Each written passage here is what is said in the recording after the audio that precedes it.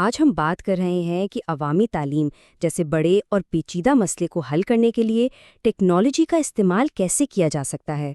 اور یہ صرف کوئی نئی ایپس یا نقشوں کی بات نہیں، بلکہ اصل مقصد ایک ایسے سسٹم میں شفافیت لانا ہے جو آپ کہہ سکتے ہیں کہ بہت عرصے سے صرف کاغذ اور اندازوں پر ہی چل رہا تھا۔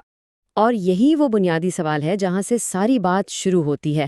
ذرا سوچیں کہ ایک بہت بڑے تعلیمی نظام کو چلانے کی ذمہ داری ہے، لیکن جو معلومات مل رہی ہیں وہ ہفتوں پرانی ہیں اور اکثر غلط بھی۔ تو ایسے میں وسائل کو منصفانہ طور پر کیسے تقسیم کیا جائے گا؟ کیسے یقینی بنایا جائے گا کہ پیسہ وہی خرچ ہو رہا ہے جہاں اس کی سب سے زیادہ ضرورت ہے؟ یہی وہ چیلنج ہے جس کو آج ہم سمجھنے کی کوشش کریں گے۔ اچھا، تو حل کیا ہے؟ اس پر آنے سے پہلے یہ سمجھنا ضروری ہے کہ مسئلہ آخر ہے کتنا بڑا۔ جب کوئی سسٹم اینالوگ ہوتا ہے، یعنی پوری طرح کاغذی کارروائی پر چلتا ہے، تو اس میں بہت سی خامیاں پیدا ہو جاتی ہیں۔ اسے ہم تعلیمی نظام کا اندھا دھبا بھی کہہ سکتے ہیں۔ اور یہ صرف کتابی باتیں نہیں ہیں، یہ اصل مسائل ہیں۔ کہیں ایسا ہوتا ہے کہ ایک علاقے میں ضرورت سے زیادہ اسکول ہیں اور دوسرے میں ایک بھی نہیں۔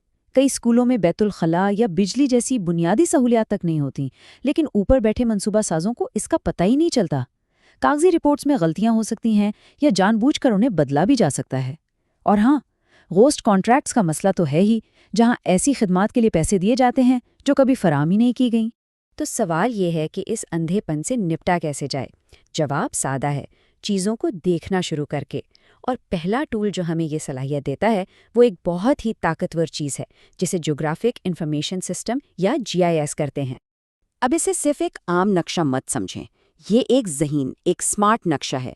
GIS کیا کرتا ہے کہ وہ اسپریڈ شیٹ میں موجود بے جان نمبرز کو لیتا ہے، جیسے اسکول کہاں ہیں، آبادی کتنی ہے، سڑکیں کیسی ہیں، اور انہیں ایک بصری کہانی میں بدل دیتا ہے۔ اور اچانک آپ صاف صاف دیکھ سکتے ہیں کہ اسکول کہاں ہے، بچے کہاں رہتے ہیں، اور سب سے اہم بات، خلا کہاں ہے۔ اور اس سے جو فرق پڑتا ہے نا، وہ زمین آسمان کا ہے۔ پہلے نئے اسکول بنانے کے فیصلے اکثر سیاسی دباؤ یا صرف اندازوں پر ہوتے تھے۔ اب GIS کے ساتھ فیصلے ڈیٹا کی بنیاد پر ہوتے ہیں۔ منصوبہ ساز بالکل ٹھیک بتا سکتے ہیں کہ کس گاؤں کو اسکول کی سب سے زیادہ ضرورت ہے، اور اس طرح وسائل وہاں پہنچتے ہیں جہاں ان کا سب سے زیادہ اثر ہوتا ہے۔ ٹھیک ہے، تو اب ہمارے پاس منصوبہ بندی کے لیے ایک بہتر نقشہ تو آ گیا، لیکن اس نقشے کو بھرنے کے لیے جو ڈیٹا چاہیے اس کا کیا؟ کیونکہ بہترین نقشہ بھی بیکار ہے اگر اس میں ڈالی جانے والی معلومات ہی پرانی یا غلط ہو۔ اور یہ ہمیں ہمارے اگلے چیلنج کی طرف لاتا ہے، اسکولوں سے براہ راست زمین پر موجود درست معلومات حاصل کرنا۔ یہ کوئی چھوٹی موٹی تبدیلی نہیں، یہ ایک انقلاب ہے۔ پہلے کاغذی رپورٹس کو ضلعی دفتر تک پہنچنے میں ہفتے لگ جاتے تھے، اور تب تک معلومات کا کوئی فائدہ نہیں رہتا تھا۔ اب موبائل ایپ سے ڈیٹا فوری طور پر ایک ڈیش بورڈ پر نظر آتا ہے۔ اور سب سے اہم بات، GPS لوکیشن اور تصویریں اس بات کا پکا ثبوت ہوتی ہیں کہ مانیٹر واقعی اسکول گیا تھا۔ اور یہ جو ٹیکنالوجی ہے نا، اس کا ایک نام بھی ہے، ODK کلیکٹ۔ یہ ایک سادہ سی اینڈرائیڈ ایپ ہے جو فیلڈ سے ڈیٹا اکٹھا کرنے کے طریقے کو پوری طرح بدل رہی ہے۔ اور اس کی سب سے اچھی بات پتہ ہے کیا ہے؟ اس کی سادگی۔ ایک مانیٹر کسی دور دراز گاؤں میں جا سکتا ہے جہاں انٹرنیٹ نہ بھی ہو، وہاں اساتذہ کی حاضری لے سکتا ہے، کلاس روم کی تصویر کھینچ سکتا ہے، اور GPS لوکیشن بھی ریکارڈ کر سکتا ہے۔ پھر بعد میں جب وہ کسی ایسی جگہ واپس آتا ہے جہاں انٹرنیٹ ہو، تو ایپ خود بخود سارا ڈیٹا مرکزی سرور پر اپلوڈ کر دیتی ہے۔ تو اب ہمارے پاس بہتر منصوبہ بندی بھی ہے اور تصدیق شدہ ڈیٹا بھی۔ لیکن کہانی کا ایک اور اہم حصہ بھی باقی ہے، پیسہ۔ یہ کیسے یقینی بنایا جائے کہ اسکولوں کے لیے جو فنڈز دیے گئے ہیں وہ واقعی وہاں پہنچ رہے ہیں اور صحیح طریقے سے خرچ ہو رہے ہیں؟ یہ ہمیں شفافیت کے اگلے درجے پر لاتا ہے۔ یہ صرف ایک پالیسی نہیں ہے، یہ ایک قانونی حق ہے۔ اس قانون کے تحت کوئی بھی شہری حکومت سے سوال پوچھ سکتا ہے۔ مثال کے طور پر، میرے علاقے کے اسکول کو فرنیچر کے لیے کتنا بجٹ ملا، اور حکومت قانونی طور پر اس کا جواب دینے کی پابند ہے۔ اور یہ کوئی کھوکھلا حق نہیں ہے، اس کی ایک سخت ڈیڈ لائن ہے۔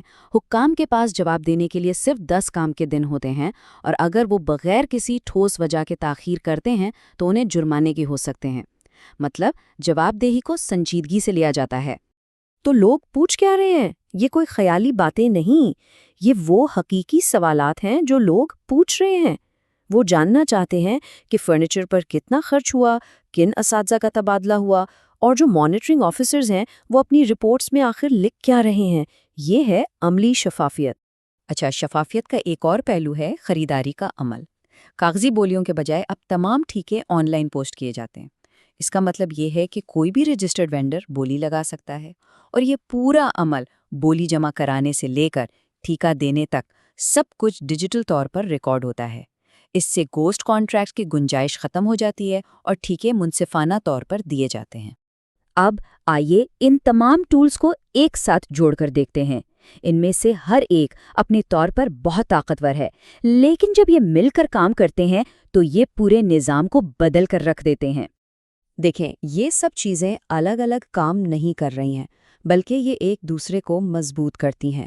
GIS سے منصوبہ بندی ہوتی ہے کہ اسکول صحیح جگہ پر بنے، موبائل ایپ سے تصدیق ہوتی ہے کہ اسکول چل رہا ہے اور اساتذہ بھی موجود ہیں، RTI اور ٹینڈرنگ پورٹل سے یہ یقینی ہوتا ہے کہ پیسہ صحیح طریقے سے خرچ ہو رہا ہے، اور یہ سب مل کر آخرکار طلباء کے لیے بہتر نتائج کا باعث بنتا ہے۔